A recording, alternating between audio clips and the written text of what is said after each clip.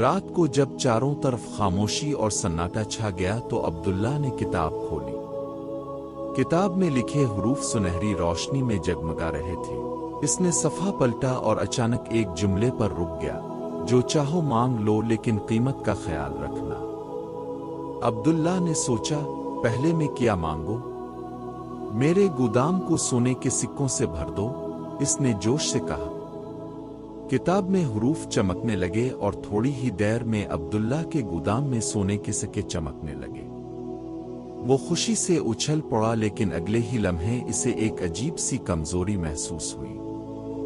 اسے لگا جیسے اس کی توانائی ختم ہو رہی ہے، شاید تھکن کی وجہ سے۔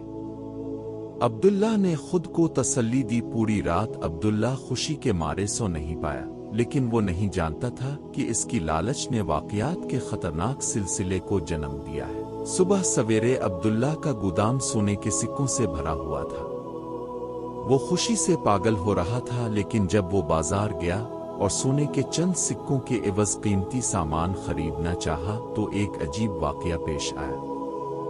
دکاندار نے سکوں کی طرف دیکھا اور کہا، یہ تو نقلی سونے کے سکے ہیں، کیا تم ہمیں دھوکہ دینا چاہتے ہو؟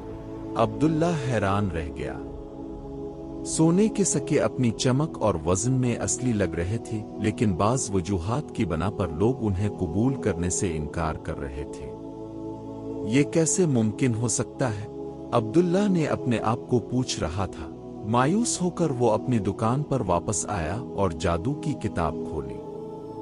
سکے کام نہ کرنے کی کیا وجہ تھی؟ اس نے کتاب سے پوچھا۔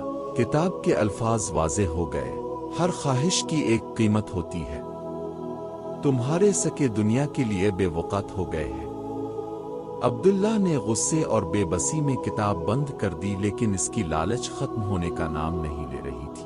اس نے اپنے آپ سے کہا، شاید میری ایک اور خواہش پوری ہو جائے۔ اگلی ہی رات اس نے کتاب دوبارہ کھولی۔ مجھے دنیا کا سب سے خوبصورت محل چاہیے، عبداللہ نے دل کی دھڑکن تیز کرتے ہوئے کہا۔ چند لمحوں میں عبداللہ کے ارد گرد سب کچھ بدل گیا۔ وہ سونے کی دیواروں اور قیمتی پتھروں سے جڑی چھت کے ساتھ ایک شاندار محل کے اندر کھڑا تھا۔ اس نے حیرت سے یہاں وہاں دیکھا۔ یہ خواب سے زیادہ خوبصورت تھا، لیکن اس محل کے اندر ایک عجیب سی خاموشی تھی۔ محل پورا پراسرار لگ رہا تھا، نہ کوئی نوکر، نہ مہمان، اور نہ کوئی عیش و عشرت۔ عبداللہ نے باہر جھانکنے کی کوشش کی، لیکن محل کے دروازے اور کھڑکیاں جادو سے بند تھیں۔ کیا مذاق ہے؟ عبداللہ نے غصے سے کتاب